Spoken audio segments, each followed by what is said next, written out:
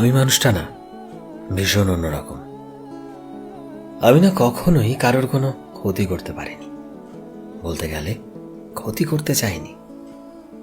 আমি সব সময় ভাঙতে নয় বরং গড়তে ভালোবাসি।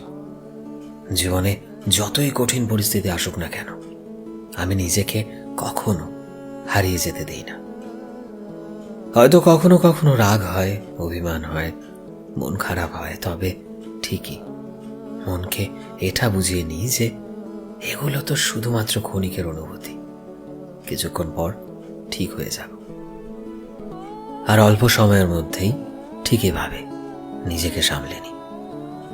কারণ আমি এটাই বুঝেছি যে জীবনটা না আসলেই অনেক ছোট, আর আমাদের জীবনে সময় বড্ড কম। তাই যে সময়গুলো আমাদের জীবন থেকে চলে গেছে, সেই সময়গুলো নিয়ে দুশ্চিন্তা করে আর সেই সময়গুলোকে কখনো ফিরিয়ে আনতে পারবো না। তাই আমি বরাবরই নিজে হাসতে খুব পছন্দ করি, আর সেই সঙ্গে মানুষকে হাসাতে। আমি চাই আমি যার সঙ্গেই কথা বলবো সে বুঝুক যে সে আমার কাছে কতটা মূল্যবান, আর এই পৃথিবীতে কেউ তার সাথে না থাকলেও আমি আছি।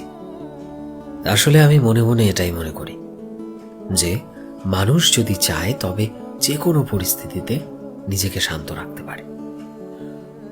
অস্থিরতা বাড়িয়ে কোনো লাভ নেই, বিশ্বাস করো। অস্থিরতা দিয়ে কোনো মহৎ কার্য সাধ্য হয় না, সত্যি বলছি। বরং সমাধানটা জরুরি। আসলে আমি সব সময় শান্ত থেকে, স্থির থেকে আমার জীবনটাকে পজিটিভ ভাবে করতে চাই, আর এটাই আমার জীবনের লক্ষ্য। এবং আমি চাই যে এই লক্ষ্যটা ইন জেনারেল অর্থাৎ সবাই গ্রহণ করুক।